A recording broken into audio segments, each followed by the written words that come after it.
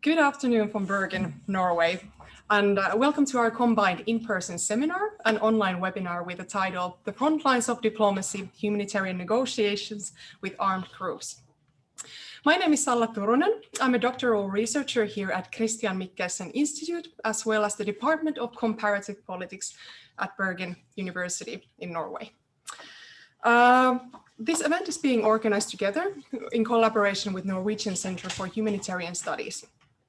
And I will be defying any kind of a Zoom etiquette today, as I will be wearing both the hats of a moderator and a discussant later on in the talk. This afternoon, we will be discussing how humanitarians operate on the front lines of today's armed conflicts, where they regularly negotiate access and protection to civilians. This can be understood as something that humanitarians engage actively in something that can be labeled as humanitarian diplomacy. Compared to traditional forms of diplomacy, particularly the frontline humanitarians usually negotiate from a position of weakness. So, what kind of challenges do the frontline humanitarians face when it comes to negotiating with armed groups? And what kind of tactics and strategies are available for them in overcoming the power asymmetry? I'm thrilled to discuss these topics today with two distinguished speakers. So our main speaker for the event is Dr. Ashley Jonathan Clements, who is a consultant and researcher from New Zealand, currently based in Sri Lanka, Colombo, to which we have a video connection to. His talk today is based on his new book with the same title, Humanitarian Negotiations with Armed Groups, The Frontlines of Diplomacy, published earlier this year. Ashley has more than 15 years of experience working in the humanitarian sector with the United Nations and NGOs, predominantly in the Middle East and Southeast Asia.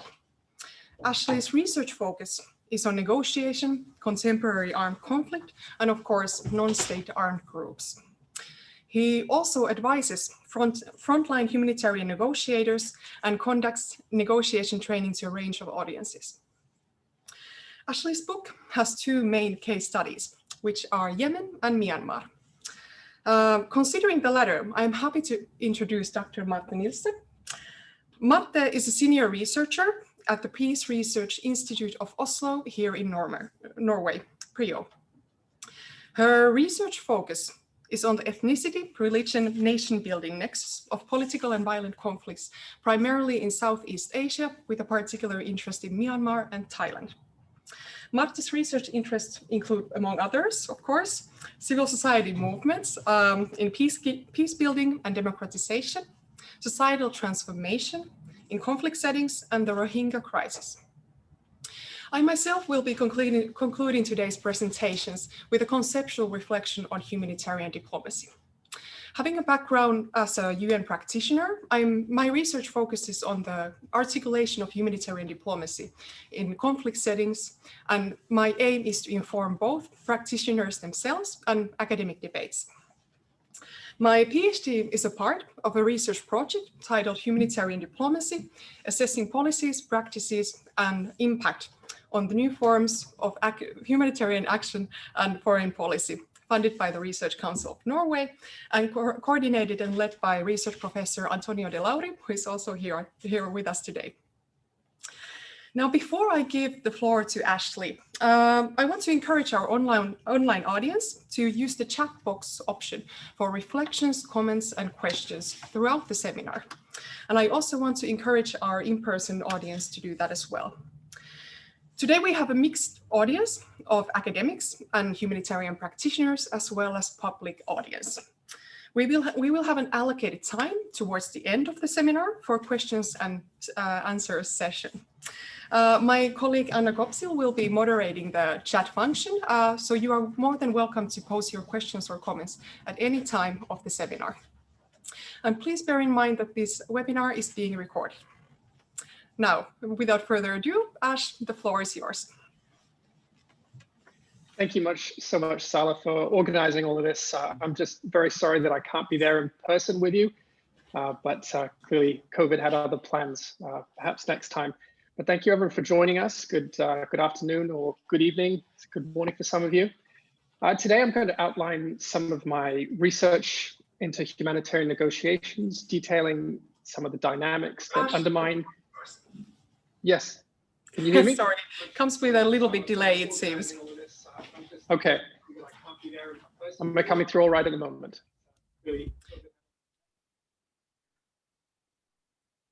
Okay, I've lost you, Stella. Can you hear me though? Thumbs up will do. All right, I'll keep talking then. All right, so forgive me if there's a little bit of a hiccup moving between sharing my slides and speaking, but let me get stuck in. So I'm going to begin by outlining some of the dynamics around what undermines the ability of humanitarian negotiators to reach favorable agreements, and outline some of the strategies and tactics that appear to be most effective for humanitarian negotiators to deploy. I'm also going to describe some of the more political dimensions to humanitarian negotiations and link this with the field of humanitarian diplomacy, which Sala will be taking on. Before I hand over to Marta and Sala to talk through some of these dimensions and others around the field of negotiations, diplomacy, armed groups. All right, let me see if I can make this as smooth as possible. All right, so the genesis of my interest in this topic really came from my field experience negotiating humanitarian access and running cross-line missions with the United Nations.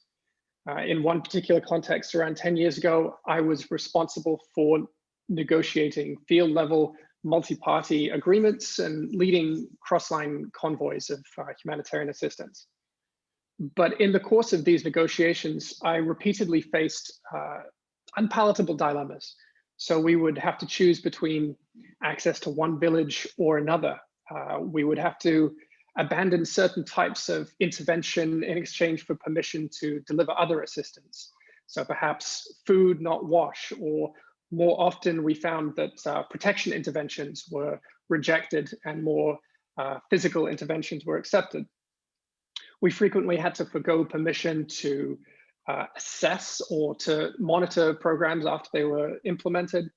And there were frequent tensions between humanitarian agencies, even within humanitarian agencies, over strategic priorities and operational modalities.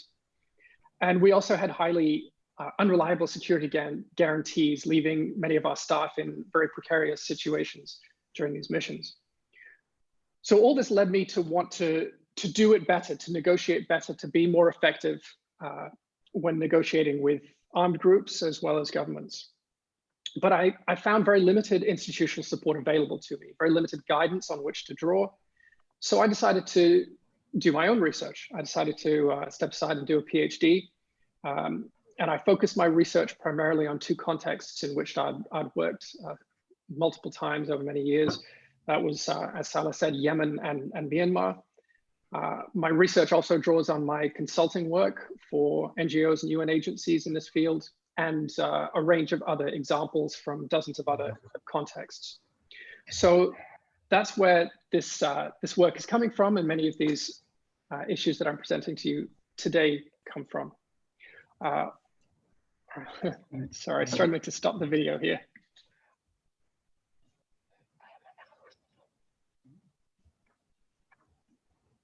Okay.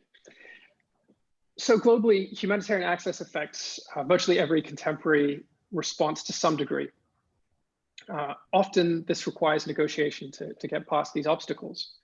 With over 200 million people estimated in 2008 to be in need of humanitarian assistance, the stakes couldn't be higher. Humanitarian negotiations couldn't be more important.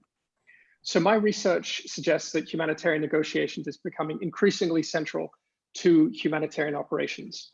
In my book, I argue that this has been a distinct field for around 30 years, and we can trace the origins of this field to Operation Lifeline Sudan, which evolved at the end of the Cold War and continued in some form into the early 2000s.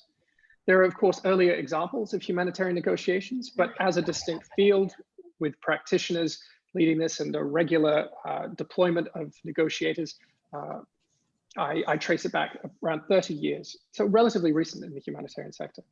And the reason for this is twofold. First of all, the changing nature of conflict has meant that conflicts are predominantly non-international, they are highly asymmetric, and civilians are invariably at the center of these conflicts. At the same time, the humanitarian system, the system within which the NGOs, UN agencies operate, has experienced unprecedented growth in its scale and its ambition. The budgets, the number of staff, the number of countries, the number of beneficiaries that it reaches every year is growing exponentially. So these have all pushed humanitarian agencies to need to negotiate over two areas: their operational access and protection of civilians. And this also, a particular challenge is not just negotiating with governments, but armed groups. I did a quick poll yesterday, and 9 out of 10 of the largest humanitarian appeals in 2019 involved armed groups with some degree of territorial control with whom humanitarians had to negotiate. Humanitarian negotiators themselves have identified armed groups as a particular challenge for them, where it's particularly difficult to work out how to engage these groups and what carrots and sticks are most effective. So this is where my research focuses. All right. Sorry. Can you see my screen? Can you see the presentation up on the screen at the moment? Yeah, we're good, okay. So what is humanitarian negotiations? So the definition that I propose is that it's a process through which humanitarian actors seek to secure agreement from parties to a conflict for the safe and principled provision of assistance and protection for civilians facing humanitarian needs. So the reason why I put this definition out there is there are 3 important aspects to this that I think are worth highlighting. The first is that the objective of these negotiations is humanitarian, as defined under international humanitarian law and in accordance with humanitarian principles. So it's distinct from conflict resolution initiatives or political agreements. Second, it's conditioned by the safety of humanitarians, humanitarian personnel, the inviolability of humanitarian principles. This is problematic. We might get to that a little bit, but on the surface, that is a definitional aspect to this field. And third, it involves both humanitarians and parties to the conflict. So it's specifically not led by political actors or non-humanitarians and parties who are not party to the conflict. So other states are often drawn into humanitarian negotiations, but they cannot lead. They're not integral to this process. And what we're talking about here is quite a range of activities. So it ranges from the more formal instruments under international law through to letters of agreement, operational guidelines, informal ad hoc agreements that may be reached at checkpoints with foot soldiers. So quite a range here. And we're often talking about continuous multi-year negotiation processes rather than a discrete set of actions.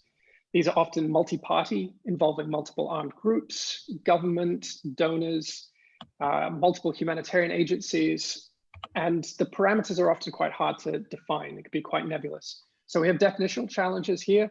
It's a complex web of engagements that broadly fall under this term, but this is what we're talking about.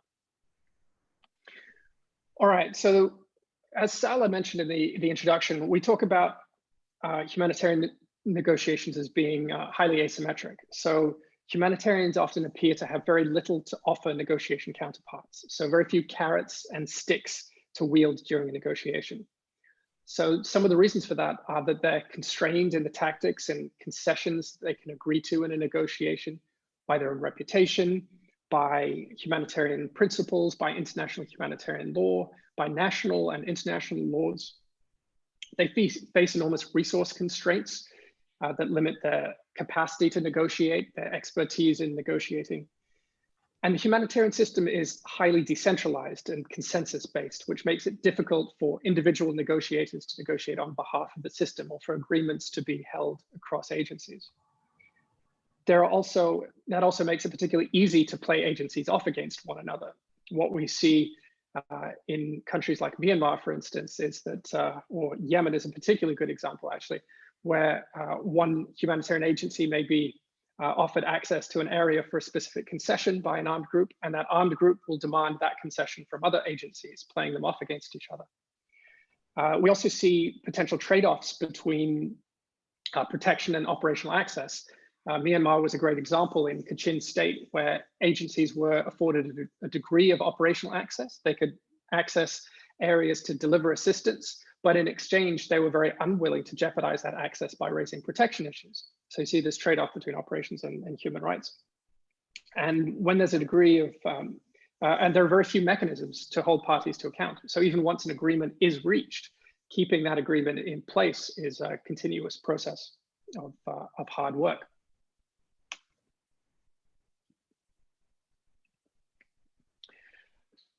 We also see incredibly potent obstacle to negotiations is the competing political and security interests in these environments. This can often undermine the humanitarian position. Even within the UN itself, you see tensions between the political and the humanitarian entities, which can undermine negotiations. We see competing notions of fairness between humanitarians and their counterparts. Humanitarianism is predicated on needs-based assistance, whereas for many armed groups, the idea of giving assistance equally to two different ethnic groups, for instance, is genuinely what they see to be fair and just. So you see these two irreconcilable notions of justice or fairness, which are very hard to bypass in a negotiation. And a massive issue for humanitarians is that they face very weak alternatives to negotiation. So there are options like remote management, using airdrops, cash transfers, using local partners. And these are all viable in the right circumstances, but only for the right sectors under specific conditions, which are often not present, particularly during some of the most intractable non-international armed conflict that we see recurring in contemporary violence. Withdrawal is an option, or suspension conditionality, but it's somewhat self-defeating for a humanitarian agency that is designed to provide assistance to those most in need. For it to say, I'm not going to provide assistance, is undermining its very mandate. It's very difficult to live with that. Then what we see is competition within the sector means one agency may threaten to pull out or withdraw, but another may step in, making it a hollow gesture. Or it may not even be an option. In 1993 in Bosnia, UNHCR was the lead agency. UNHCR suspended their operations when negotiations with the Bosnian Serb forces proved unfruitful. But the UN Secretary General Boutros Ghali demanded UNHCR go back to the table and continue operations, leaving them in an incredibly weak position. So withdrawal is sometimes not even an option at all. And finally, the process itself around humanitarian negotiations can work against the humanitarian negotiating position. So time undermines their position, where every day that goes on, humanitarian needs grow and makes it harder for humanitarians to hold their ground and not make concessions.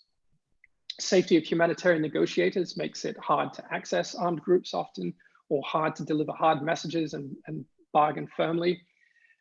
Staff turnover within the humanitarian sector makes it difficult to maintain institutional positions and share institutional learning and relationships, undermines trust with armed groups.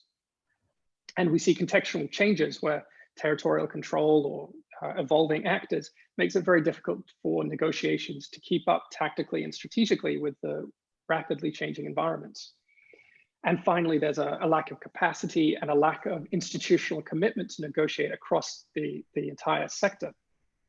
This is being addressed by several initiatives that have sprung up in recent years, but it still hasn't been rectified. But this reticence is particularly pronounced with certain armed groups, particularly those that are labeled terrorist groups, where humanitarians often don't want to be seen to negotiate or engage in any way with these groups.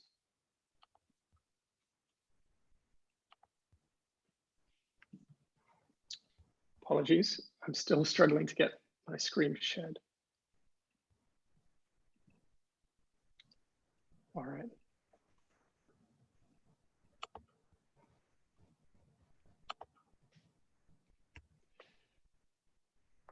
All right. So this power asymmetry is what in their book, Humanitarian Diplomacy, Munir and Smith describe, or rather they quote a UN official as saying that it's like being dealt a weak hand from a stacked deck. So the negotiated outcomes are often poor, or agencies avoid negotiations entirely to the detriment of tens of millions of people living in a conflict each year.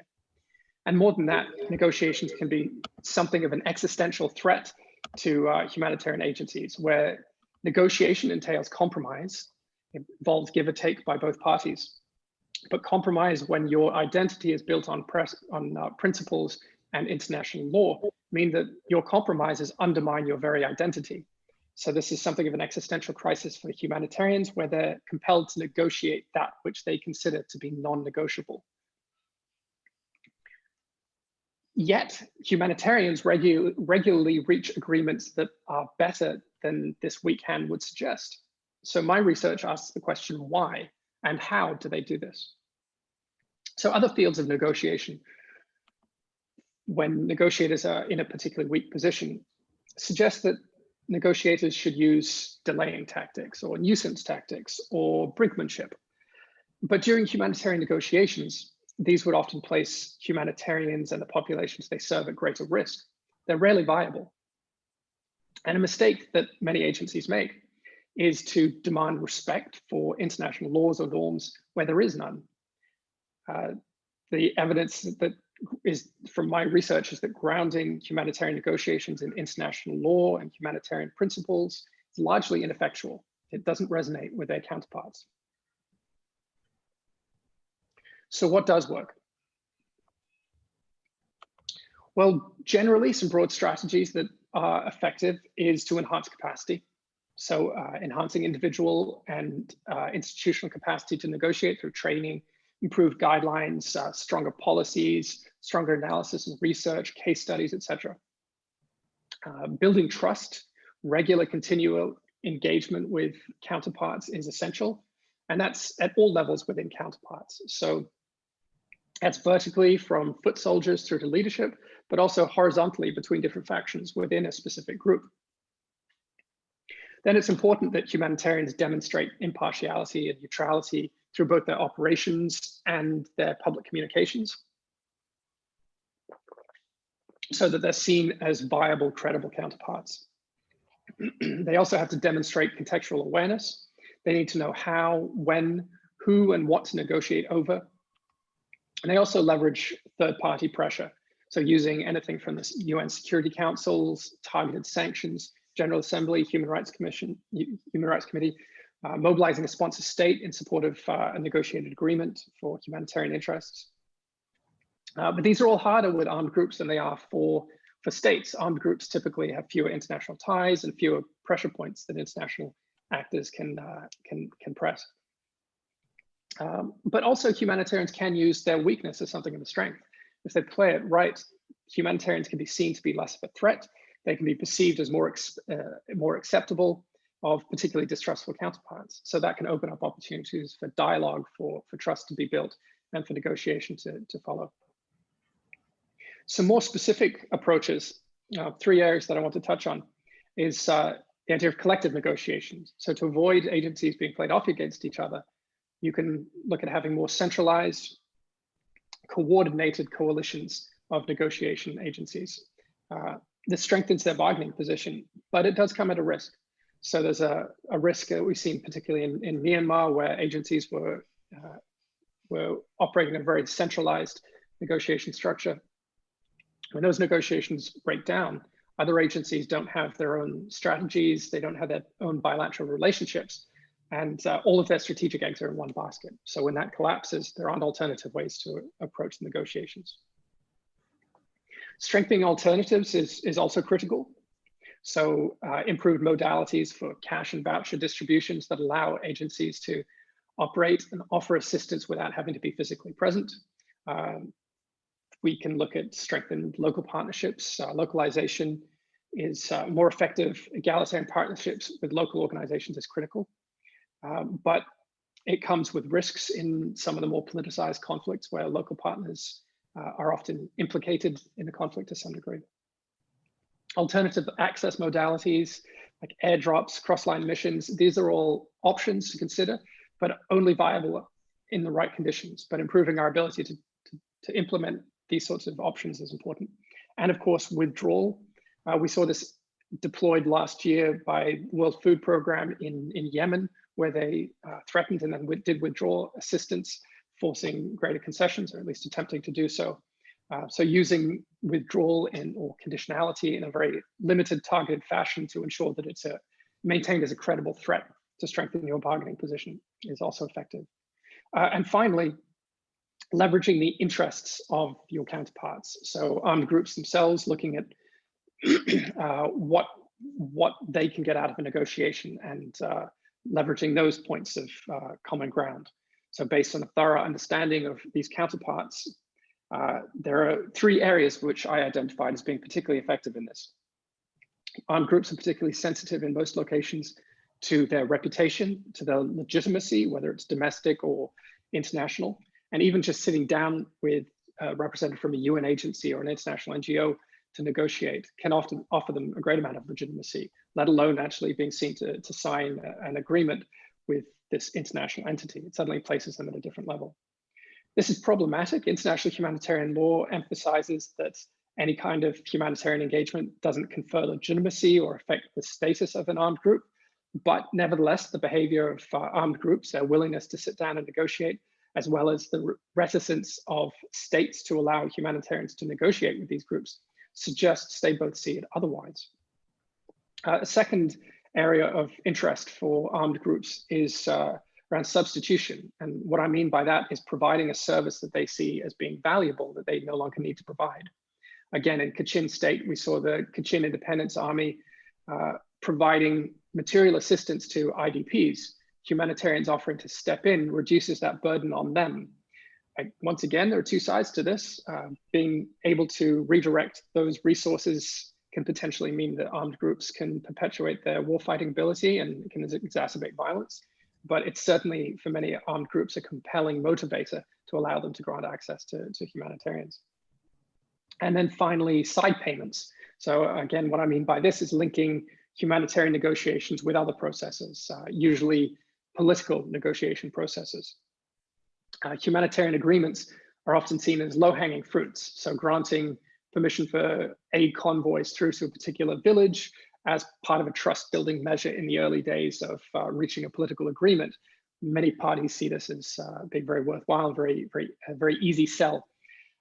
Once again, those humanitarians in the audience will be twitching a little bit because of this linking of the political and the humanitarian is hugely problematic.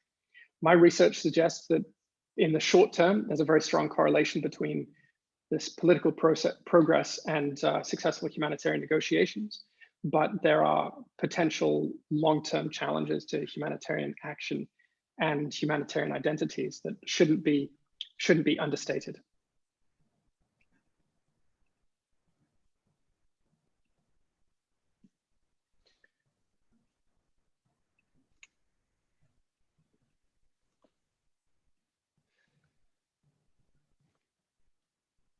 All right. So these tactics that I'm talking about are probably beginning to sound rather uncomfortable for many of the more principled humanitarians or the Dunantist stream of humanitarians. And indeed, this is a highly politicized articulation of the humanitarian enterprise.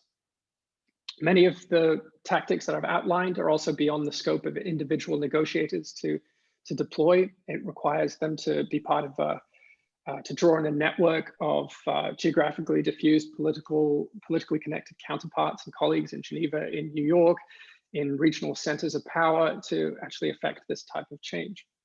But this type of work is introducing a major theme of this conference that Salah in particular will speak to later on, namely humanitarian diplomacy, through which humanitarians leverage political and diplomatic structures and actors in support of humanitarian ends. So, sorry, it's proving rather cumbersome to move between each slide. Okay, so humanitarian diplomacy I see as being a necessary response to the multitude of contemporary challenges to humanitarian action. So I've outlined some of them, but the politicization of aid, the centrality of civilians within contemporary armed conflict, the increasing overlap between foreign policy and humanitarian giving or donorship, the conceptual merging between foreign policy and humanitarian interests and humanitarian action, All this is redefining the role of humanitarian actors, however reluctantly they may perform these new roles, but it's forcing them to become far more political and politically savvy and and operate politically more than they ever have at least acknowledged that they have done so previously. So is it appropriate to think of humanitarians as diplomats, taking a step back?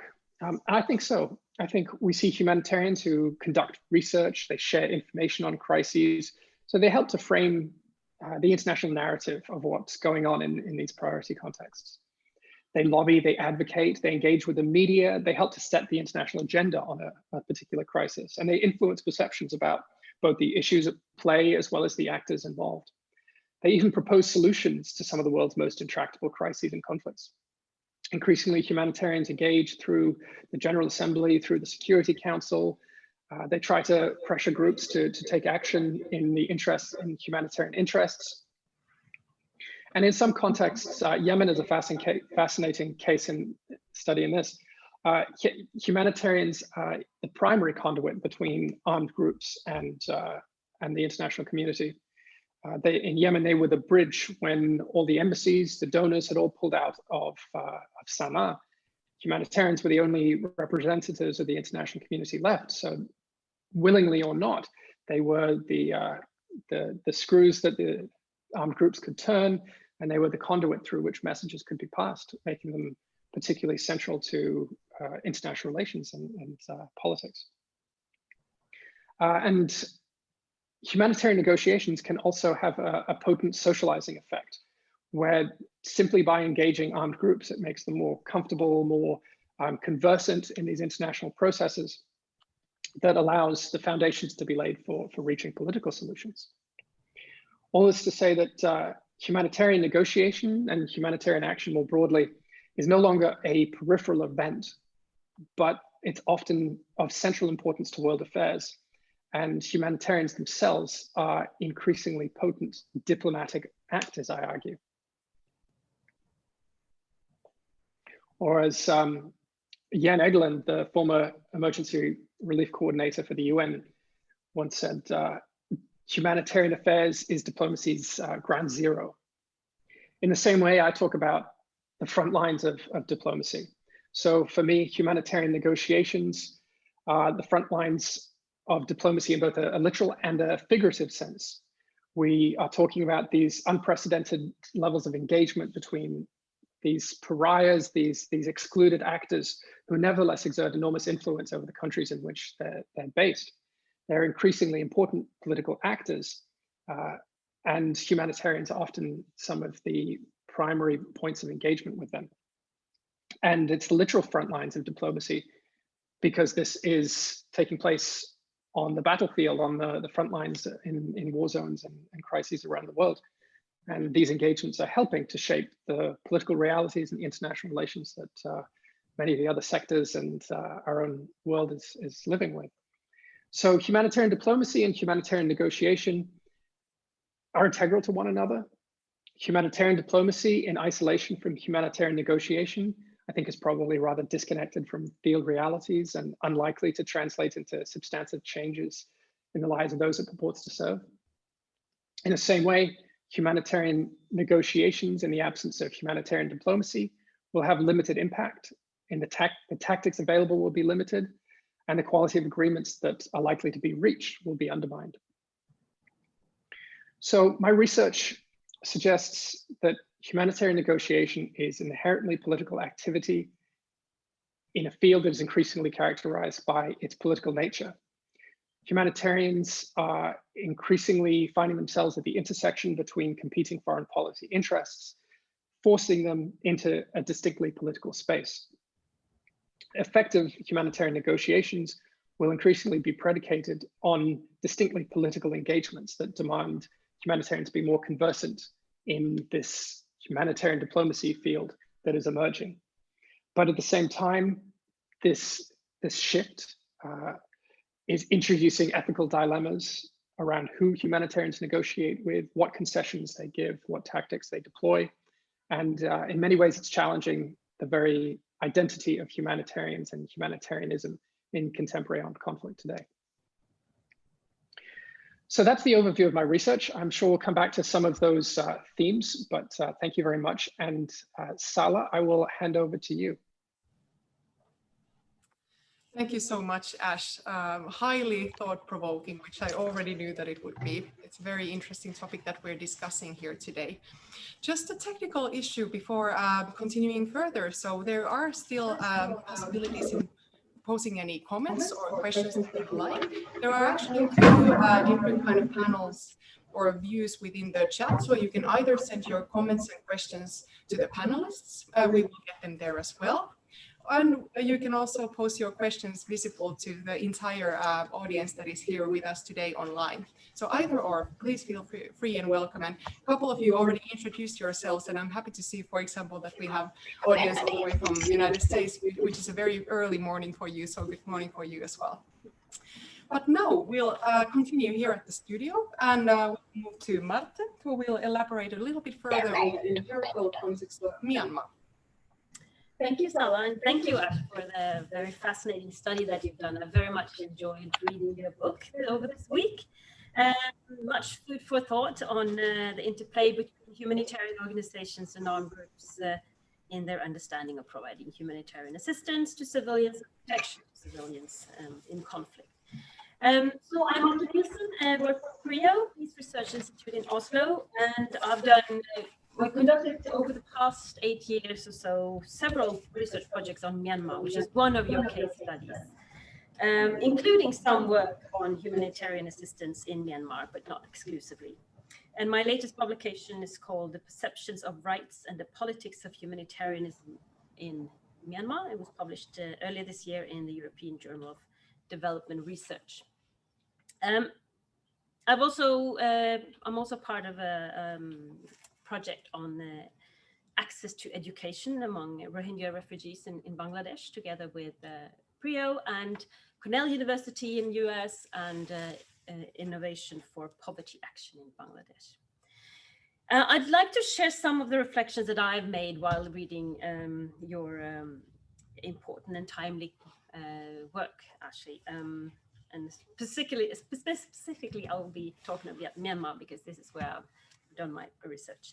I'll touch upon what you say about asymmetry of power, and I'll move on to something that I would call politics of humanitarianism, which you've also been introducing, and a few comments on the protection issues and working with local organizations. So these three aspects I'll touch upon. Firstly, just to talk about Myanmar and your study. Your study is about the Kachin conflict in particular.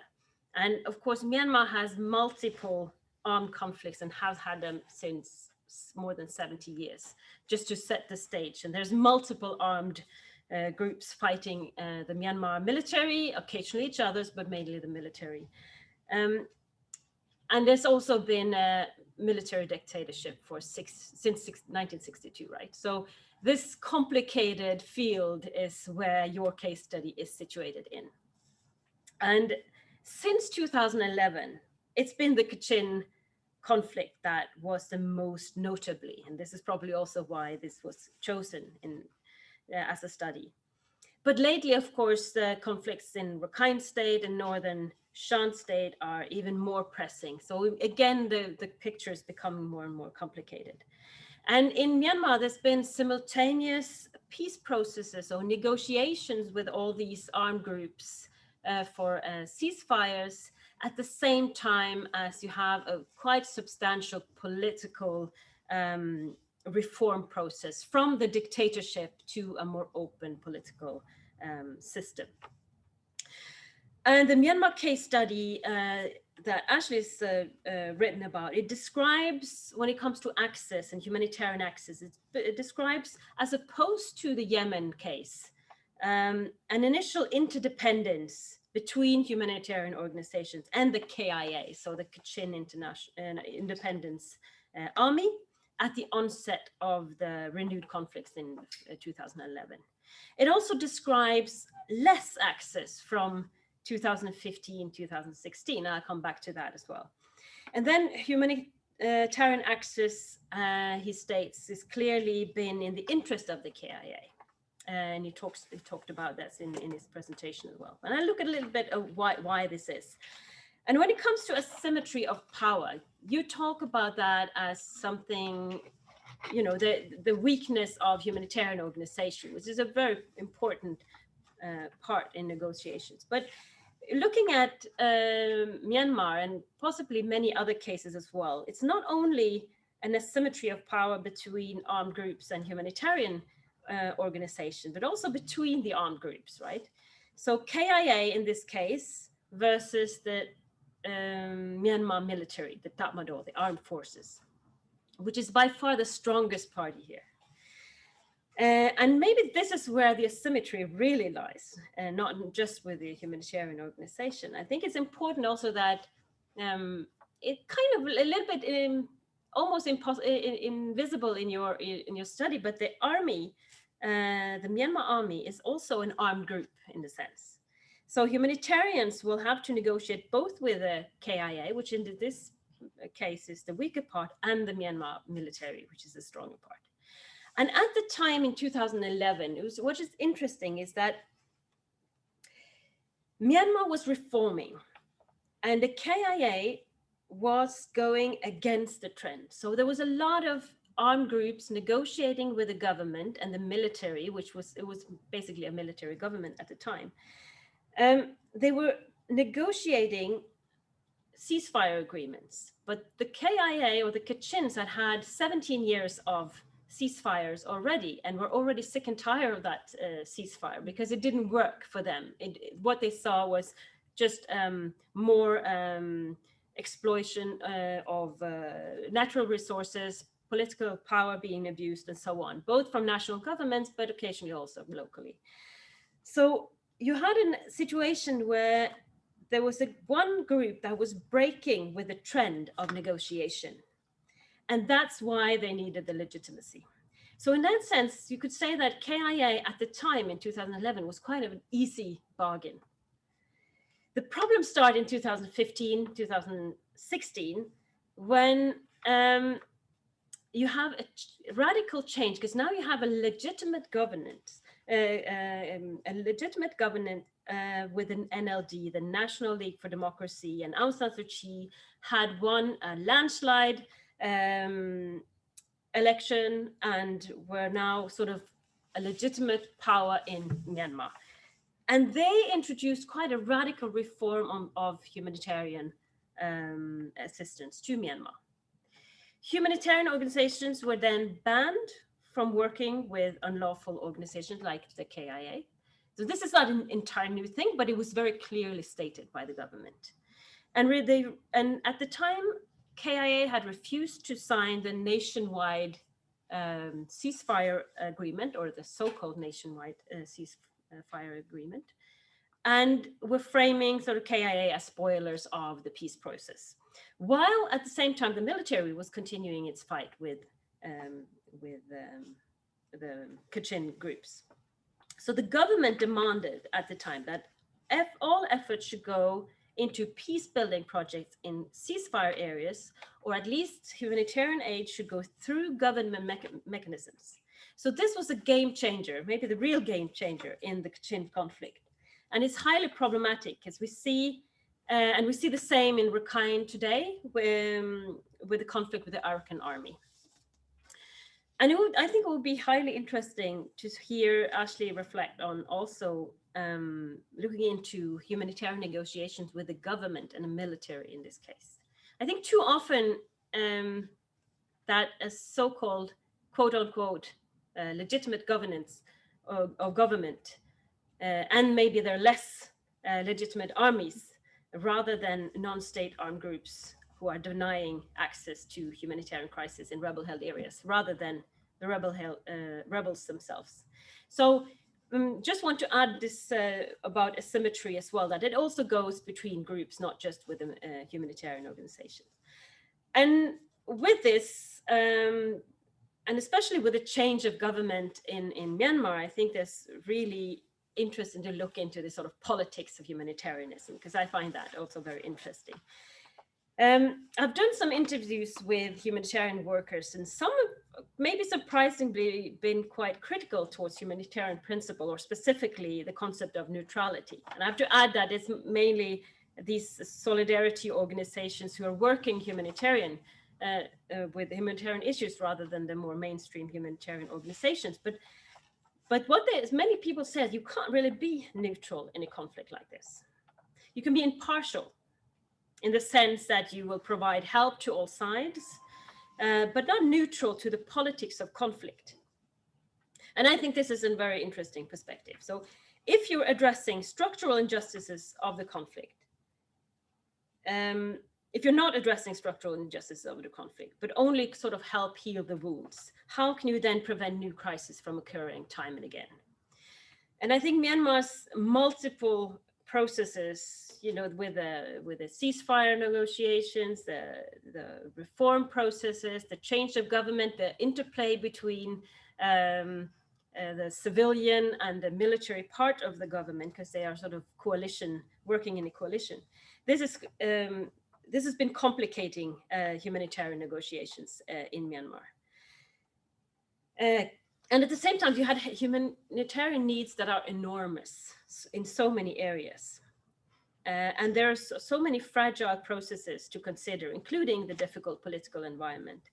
So in this environment, the UN system, I think you're very right when you write that it has been quite overwhelmed, and sadly, much due to those internal shortcomings and incapabilities that you describe in your book. And it's been unable to negotiate effectively with the government and the military. And I think also the UN system or the UN agencies have thought that access rather than protection has been an easier target also. So not just the armed groups and the military and the government have prioritized access, but probably also humanitarian organizations in this very complicated environment. So just a little bit before I end, I'll just say something about protection as well. Because what I've said now has been mainly addressing the access question on humanitarian access. And I think Ashley is quite right in pointing out that protection is less interesting to armed groups, like the KIA. And they do have quite a record of human rights abuses. In a situation of war, the protection becomes less of a priority. But Ashley describes also a situation where humanitarian organizations found it challenging to work with the KIA on protection, and also through local partners in the Kachin area because of their close relation to the KIA. And this was a bit surprising to me, and I think it's a core issue as well when it comes to protection. And maybe, like, for me, it appears to be a bit short-term thinking, because a long-term strategic work on protection with local organizations could be hugely rewarding, I believe, if the partnership would help create this like a change of culture among Kachin groups. And the way I know Kachin civil society, yes, they're very close to the KIA, partly overlapping with the KIA, I think, but they do have their own agenda as well. And they are trying to push this agenda. And actually, they can have some leverage on the armed groups as well. So a real change on protection issues would be possible through these organizations, I believe. But the change probably would come quite slow, and not probably in the way that humanitarian organization would desire initially, but it would be more substantial, possibly, rather than as opposed to a more one-sided advocacy move from humanitarian organizations, which I think is harder to reach real change on the ground.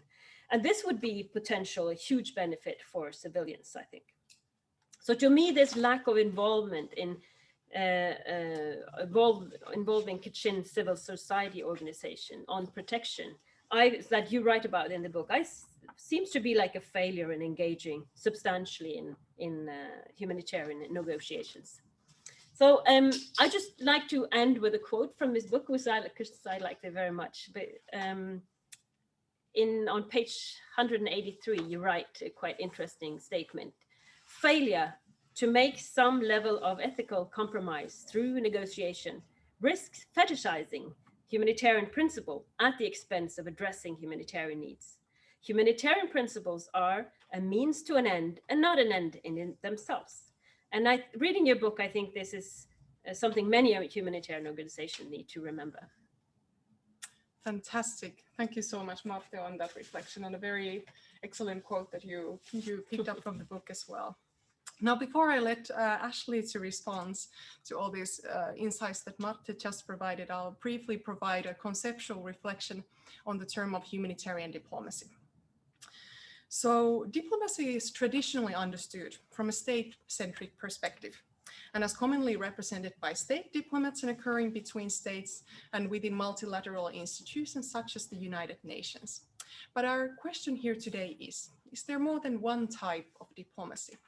And if so, on what grounds? Some scholars in the field of international relations and the study of diplomacy are proponents of the state-centric perspective. Others, myself included, consider diplomacy a much broader field. Among others, Kostas Konstantinou, Pauline Kerr, and Paul Sharp have argued that diplomacy is an inherently plural business within a social world composed of different actors with different interests, identities, and understandings of what the world is, how it could work, and how does it work. Similarly, many global issues that request diplomatic approaches and solutions, such as climate change and refugee flows, cannot be reduced to a handful of state actors to which traditional forms of diplomacy could cater for.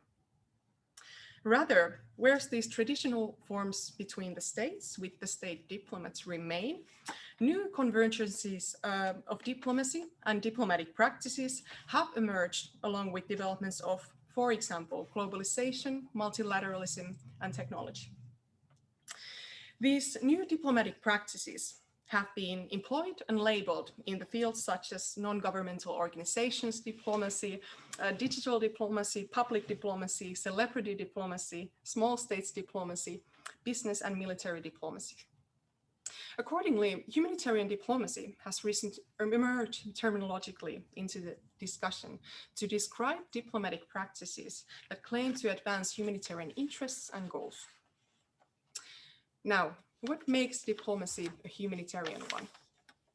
As I just said, one of the obvious characteristics is in its interest on humanitarian issues and manifestations within the humanitarian contexts. Compared to state diplomats with interest to advance various national agendas simultaneously, for example, those of foreign and security policies, humanitarian diplomacy focuses, or at least claims to, advance humanitarian interests and goals.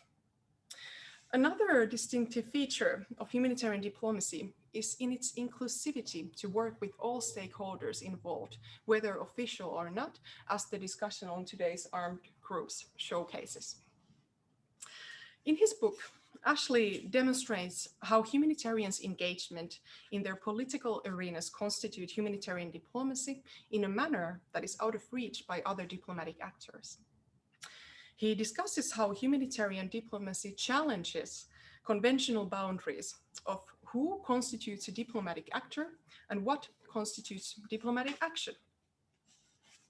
Ashley shows how humanitarians influence the language and action of states, non-state actors, and multilateral institutions, and thereby shape the context within which they work.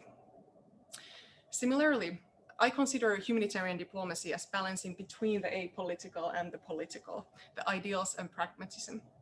It is an instrument for humanitarian actors to create humanitarian space, to harvest resources needed for humanitarian action, to build necessary partnerships for humanitarian intervention, and as said, to mediate between humanitarian principles and ideals and pragmatic realities on the ground, as Ashley demonstrated in his presentation. Humanitarian diplomacy surrounds the seemingly ever-increasing field of humanitarian action and is often recognized as such. Now, merging two established semantic fields together, that of humanitarianism and that of diplomacy, can create first obfuscation and confusion. Particularly, this is apparent in the oxymoronic nature of humanitarian diplomacy as a term. So as a term, it can be seen as having a built-in tension.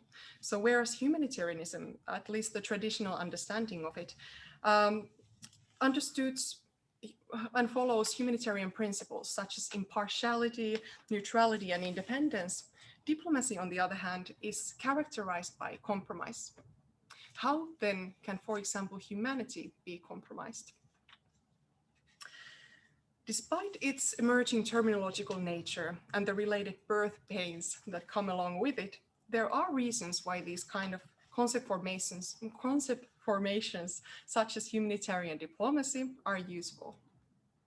David Collier, Jody Laporte, and Jason Seawright argue that they clarify meaning, establish informative and productive connections between original meanings, enable constellations of related terms, and set the concept in relation to similar hierarchies. Now, outside these kind of academic debates surrounding the new diplomatic terms and perhaps their related arrogance according to the different traditions of thinking, it is important to note that humanitarian diplomacy already exists among practitioners. Both humanitarian practitioners and policymakers refer to the term, ranging from classical actors such as the International Federation of the Red Cross to state actors such as Turkey, Norway, France, Germany, and the United Arab Emirates. The first time the usage of humanitarian diplomacy has been documented in the English language in connection to a state has actually already been in 1912 in the United States. The term has gained momentum from the 1990s and particularly the millennium onwards among the practitioners. However, some notable institutional actors, such as the United Nations, still lack their self-standing definition of how they understand their own humanitarian diplomacy. A small group of academics have begun to pay attention to the term and its usage. I belong to this crowd, and I began my exploration by looking into the level of humanitarian diplomatic practices. As currently a practitioner-led discussion, I argue that humanitarian diplomacy, for the time being, is best understood from an emic perspective. I have been interested in how humanitarian diplomacy can be conceptualized through its practices and what kind of characteristics these practices may have. In my upcoming article that will be published in the next issue of the Hague Journal of Diplomacy, I provide a simple yet tailored analytical framework for humanitarian diplomatic practices. Here I suggest that these humanitarian diplomatic practices can be understood through 5 basic characteristics. First, why humanitarian diplomatic practices take place? What do they mean? Who do they include? Where they occur? And how are they done? This can be summarized that humanitarian diplomacy is recognized as humanitarian action, which is often but not always driven by humanitarian principles and the international humanitarian law. It includes a variety of stakeholders determined by the context within which humanitarian interests are at stake. And it has discursive and material elements combining the semantic fields of humanitarianism and diplomacy. These 5 characteristics should be understood like humanitarian diplomacy itself as occurring on several different international and national levels of power. Humanitarian diplomatic practices take place at various levels, such as high-level engagement and as a part of humanitarian practitioners' everyday work and business. Now to conclude, it can be said that there is an increasing need for academics to understand humanitarian diplomacy and for practitioners to employ it in a cognizant manner. Not only are humanitarian disasters expanding in complexity and volume, and these include both the natural disasters and human-made ones, but humanitarianism has also been transformed in the contemporary conflicts. A recalculation of the correlation between humanitarian disasters and foreign and security interests show that contemporary humanitarianism intersects with foreign policies and militarism. When conflicts, disasters, and epidemics are intertwined with politically influenced international interventions, humanitarianism itself can be seen as a way of governing international relations, territories, and lives. Here, once more, humanitarian diplomacy mediates between the apolitical and political, and between the ideals and pragmatism. Now, that is all I wanted to say about the terminological reflection on the term humanitarian diplomacy. And I'll be turning back to Ash on any kind of reflections of yours to what Marte said on the Myanmar case study or what I just illustrated on the concept in itself. Thanks so much, both of you. Some really insightful thoughts there. Sala, a really important reminder that humanitarian diplomacy is already very much in existence among practitioners. There are many different aspects to it, and it's still emerging as an incoherent field, and it's up to academics to take that incoherent practice and begin to shape it in a way that my own work points to its existence, but your work tries to make sense of it. So I think it's a really interesting complement, and I'd be fascinated to see where the rest of your work goes on that. Marta, some reflection on humanitarian negotiations with the government were asked for. Yeah, thank you for that. That's a particular aspect of negotiating with armed groups, is that you rarely negotiate with the armed group in isolation. I hinted at this multi-party nature of humanitarian negotiations that undermines the humanitarian position, but never is it more pronounced than in the case of Kachin State. In many ways, negotiations with the government were the harder aspect of those negotiations, because any agreement with the KIA was predicated on a successful agreement with the government, whereas it wasn't the same the other way around. The government negotiations were, when they were effective, the KIA was rarely a stumbling block.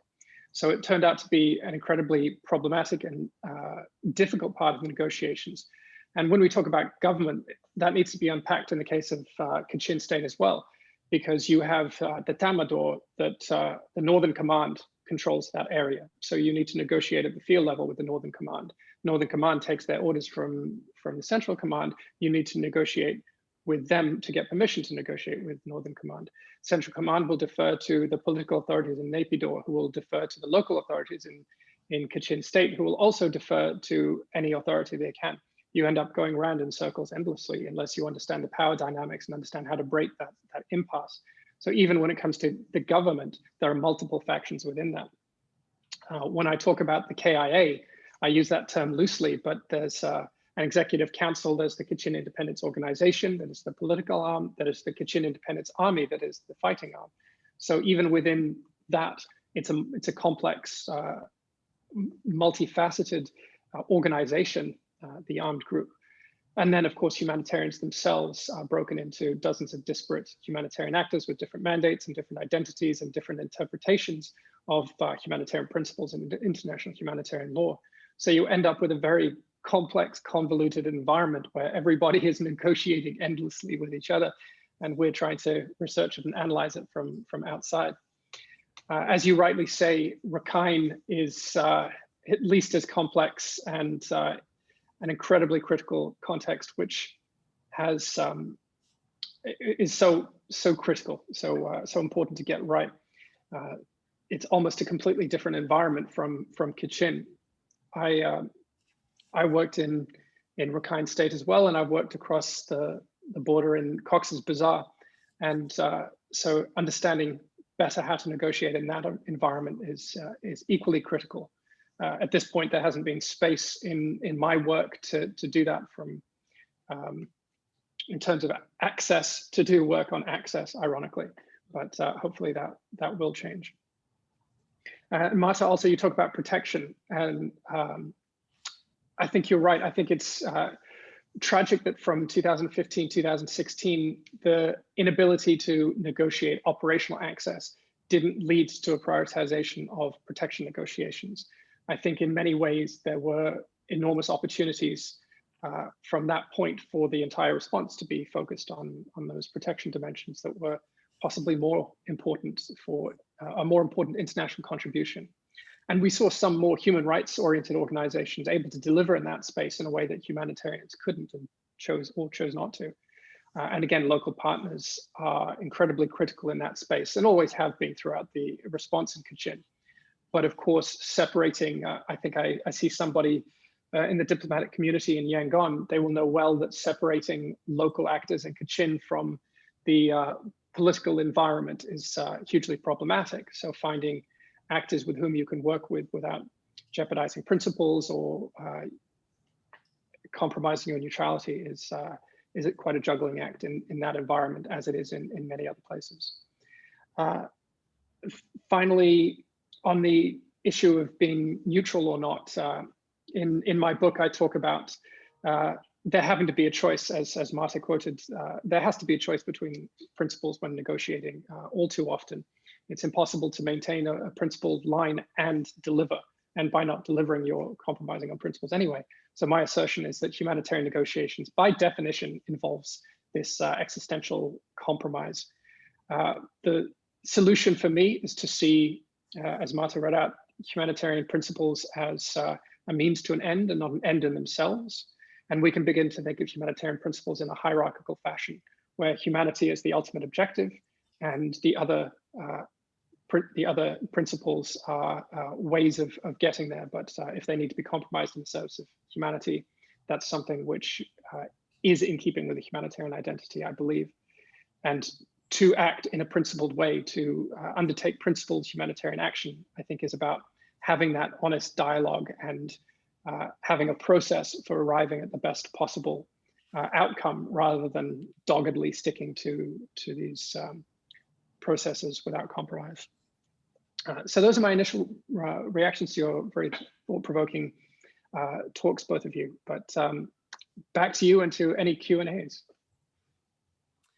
Fantastic. Thank you so much, Ashley, on those continuing thoughts.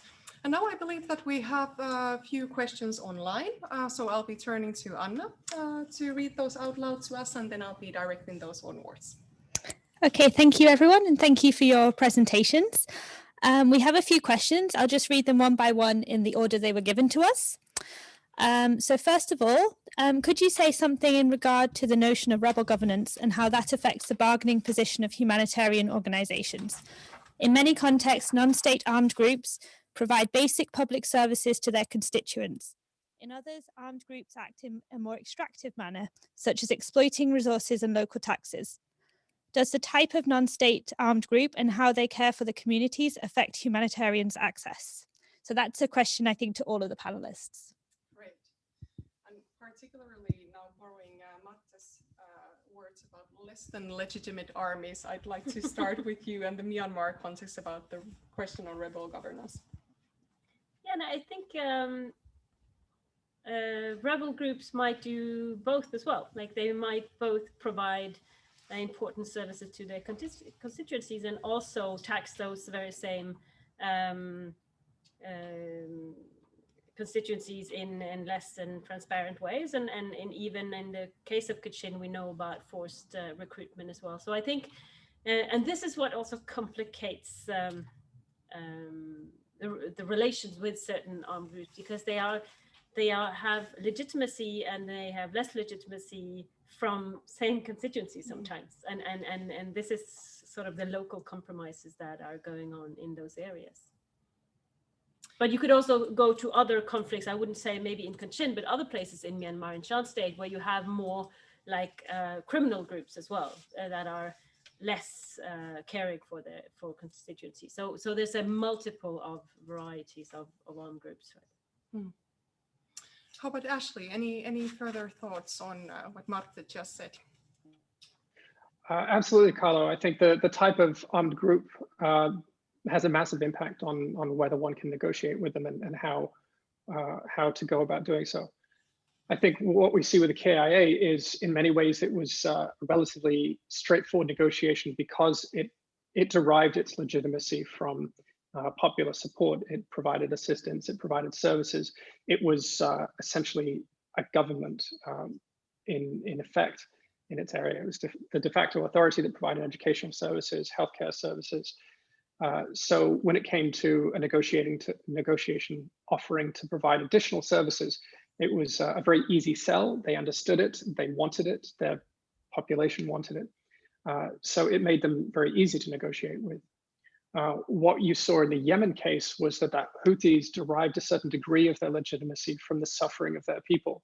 So it was this delicate balancing act between a group that needed to be seen to be powerful and influential and bring in outside assistance and provide their own assistance to the population in need under their control, but balanced with the need for an outside aggressor and the suffering that caused to be ever present in the population's mind.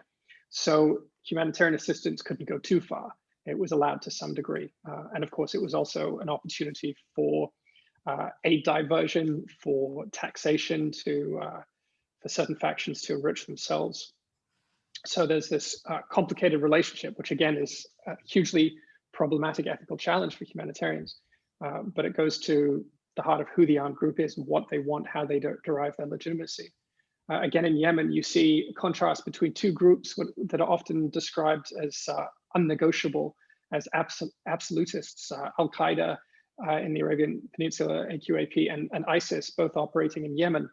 But their operating models are radically different. You see ISIS, which is essentially externally driven and externally resourced, and is virtually no humanitarians at the time of my research had even been successful in engaging with them.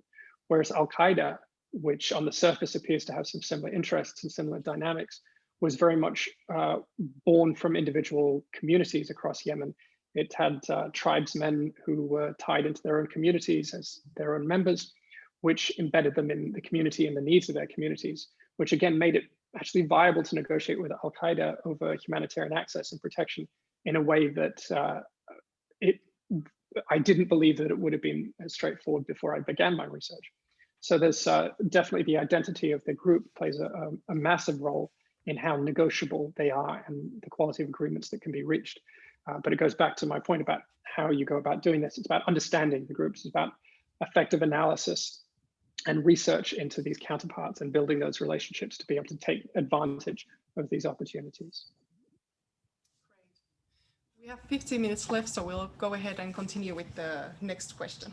Yeah, sure. So we have one question for Ashley. Could you expand a bit on how red lines are used by humanitarian organizations in negotiations, but also how these are defined within the organizations? All right, a very specific question. So red lines in negotiation terminology tell you a line that you can't drop below. So if you're going in to buy a car or rise above, if you're going to buy a car, you know, you're $20,000 and you negotiate, start at 14. If you can't get the salesman below 20,000, you don't buy. So that red line is set by your organization in the case of humanitarian negotiations, where you're told you cannot compromise on, for example, sharing biometric data with the armed group in control, or you can't agree not to assist women, or you can't agree to only support this ethnic group and not that ethnic group. That's the nature of red lines that get set by organizations. The problem with red lines is they're not real. They're arbitrarily set. And we end up back in this two-level game where organizations set different red lines. So organization A refuses to concede on a particular point. Organization B has a lower threshold for that point. So an agreement is reached with organization B, leaving organization A to either disengage from the context or lower their standards. So the red lines frequently don't actually hold humanitarians to the positions that their organizations initially set. So I say red lines don't really exist because I see them being blurred all the time. The only way that I think they effectively used is in collective bargaining when there are coalitions. So a centralized process where, for example, OCHA, the humanitarian coordinator, in the case of a refugee crisis, UNHCR, when they sit down and openly and collaboratively identify red lines that every organization will share, then this is a much more potent tool to strengthen the negotiating position of humanitarians. So what you'll typically see is a standard operating procedure or some kind of a guideline document that is negotiated. Often I've seen, again, in Yemen, there was a document of this type that took a couple of years to come out of draft form before there could actually be agreement behind it. But that was, agencies still use it in the meantime. So it's not to say that there wasn't something to work off, but that's something that you can actually work with fellow humanitarian agencies on to understand where they are, what concessions they're willing to make, and try to stop each other being played off down to the bottom where everybody's conceding everything to your negotiating counterparts. I hope that answers your question, but Sala, Marta, feel free to weigh in there as well. I think that is quite elaborative on the red lines for now. So then we'll continue with the following question. Yep, so we go to a much broader question, I think, that can be for all panelists. What are the current changes in diplomacy, or do you see any trends in the way diplomacy is occurring worldwide? Perhaps I'll take the liberty to start on that myself as well. Current changes in the world of diplomacy, that would have to you would have to start from the point of what do you understand diplomacy currently? So is this something that is only occurring among the state actors and in bilateral institutions such as the African Union, European Union, United Nations, or do you understand diplomacy already in a broader term? So I would say in the current discussions in the diplomatic studies, this is very much negotiable and under debate. So the current changes would be in finding these new diplomatic terms and fields and occurrences and manifestations of where diplomacy is taking place and seeing what kind of distinctive features do they have. Of course, today we have been talking about humanitarian diplomacy and its own distinctive features, particularly in relation to armed groups. But for example, military diplomacy is another field that engages with armed groups and is in negotiations with them. So there are certain kind of overlaps, and the question is then what is distinctive enough, what can be understood as its own self-standing diplomatic practice. And I would say that these are the current changes in the debate that we are experiencing at the time. Anything else from Ashley perhaps might want to say something on the conceptual issue? Sure, both from a practical and a conceptual level. My wife is a diplomat with the Foreign Affairs Department, but she doesn't have the monopoly on diplomacy anymore. There are trade organizations, there's the federal police, there's defense. All of these have diplomatic representation in this country alone, in Sri Lanka, from the Australian government. And so there's an expansion even within the state of who can conduct diplomacy into agriculture, into science. But what we see globally is that diplomacy itself is becoming hyphenated. We're seeing sports diplomacy, celebrity diplomacy, public diplomacy.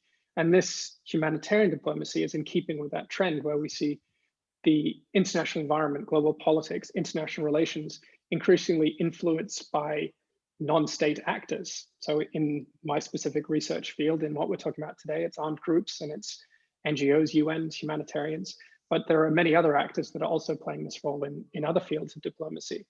And I think this is incredibly consistent with the initial concept of what diplomacy is. If you reduce it down to its definition level, diplomacy is simply the engagement between representatives of two polities, two different political units. And what we initially saw diplomacy was about representations of the sovereign, then it became about the church, then it became about the nation state. And I think what we're seeing now, as I said, is a diffusion of diplomatic influence towards non-state actors. Great.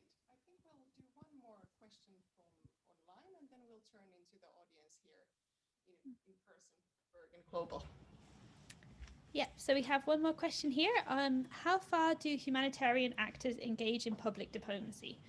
So are they trying to influence not only through targeted negotiations with armed groups and governments, but also in presenting their image and seeking to influence local and international audiences? A secondary question to this, are some actors better than others or pay more attention in conducting public diplomacy in your experiences and in your knowledge? Thank you.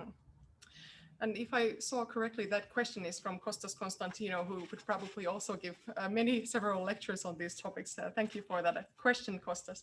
Perhaps this time around we can start with Ash and then I can continue. Sure. So I'll start with the tail end of that. Are some actors better than others? Absolutely. I think part of the implicit message of this research is that there needs to be a more deliberate approach to humanitarian diplomacy. That agencies do it. It exists as a practitioner-led field, but very few recognize that they do it. It is emerging as a field that's acknowledged. There are training courses in humanitarian diplomacy. The World Food Programme has a unit that does humanitarian diplomacy, so a very intentional shift for them. Most NGOs still do advocacy, communications, media work, and haven't taken on this label of humanitarian diplomacy.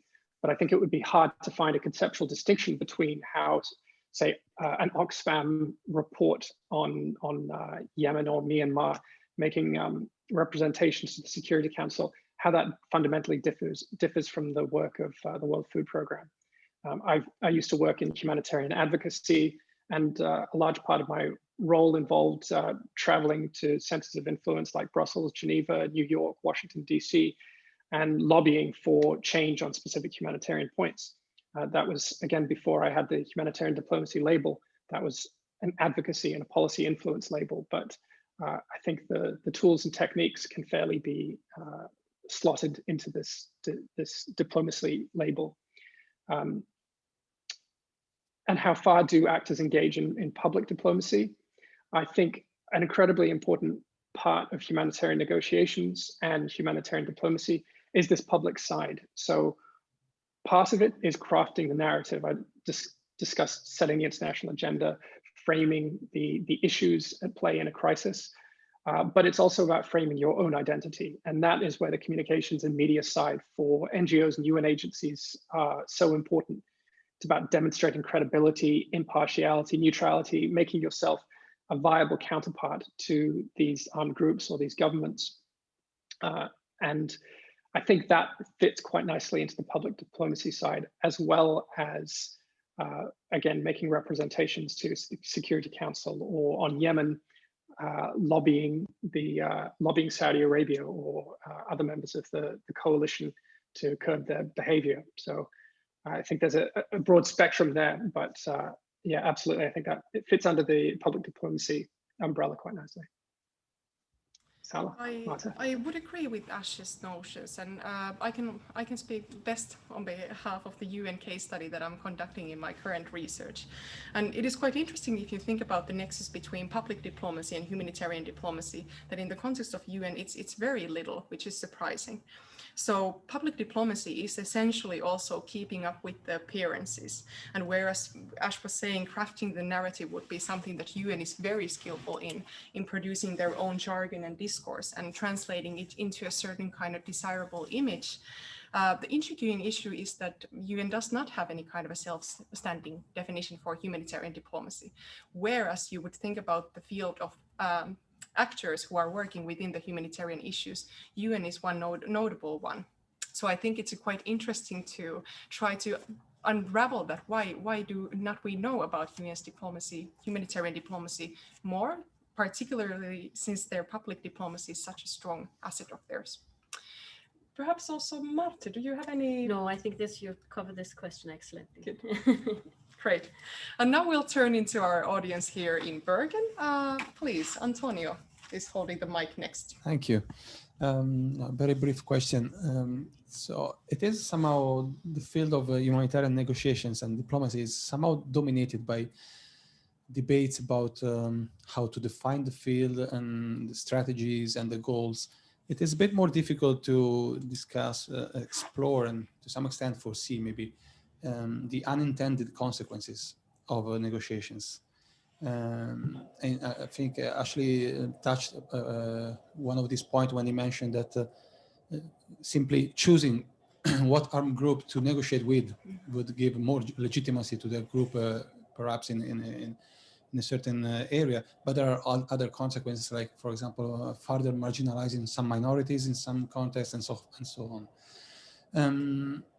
Of course, this takes place in a context where the lines are very much blurred.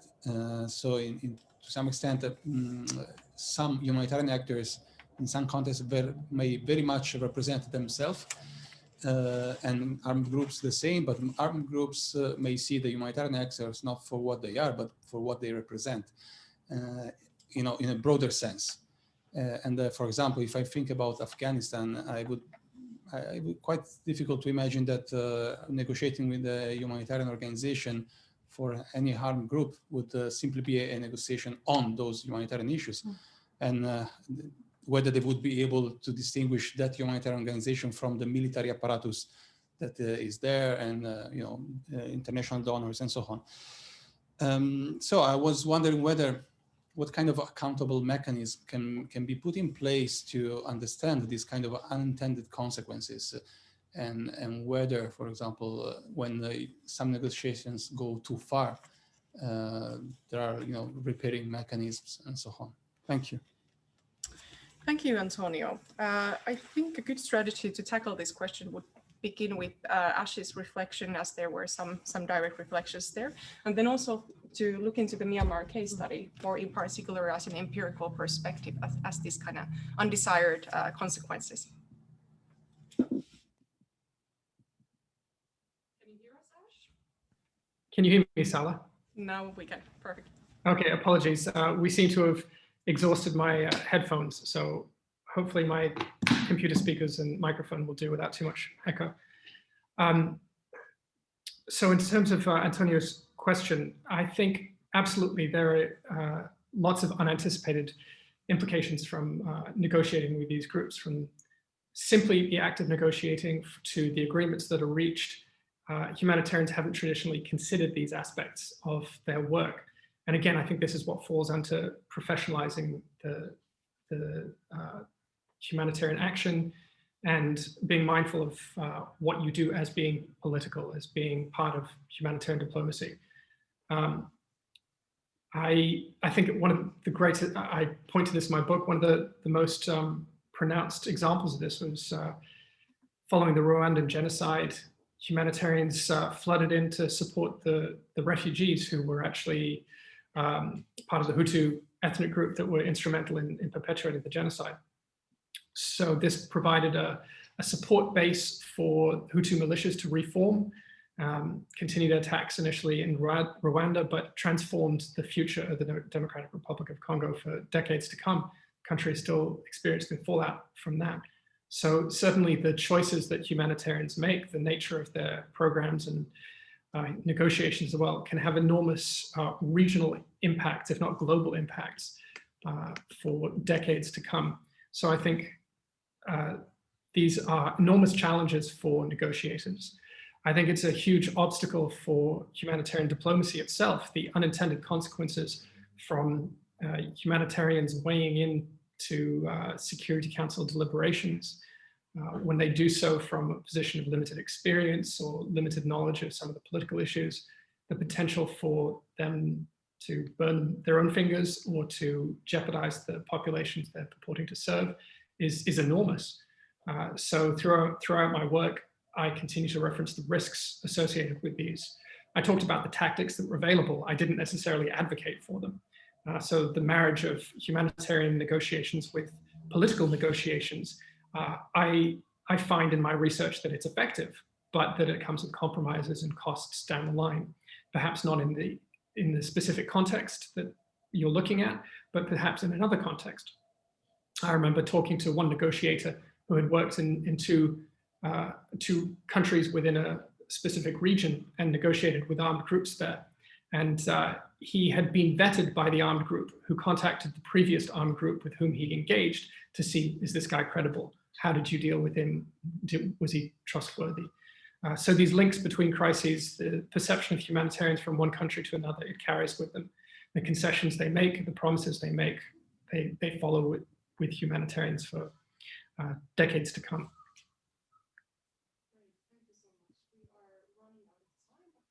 Dying to know Matte's insight on this issue, so please feel free to. That is a very interesting question that Antonio raises, and I think Myanmar is sort of extreme example of sort of military diplomacy and how you kind of, as an ethnic group, you need an army as a key to political influence at all. So this has been sort of the whole peace process, and everything is based on negotiations with armed groups,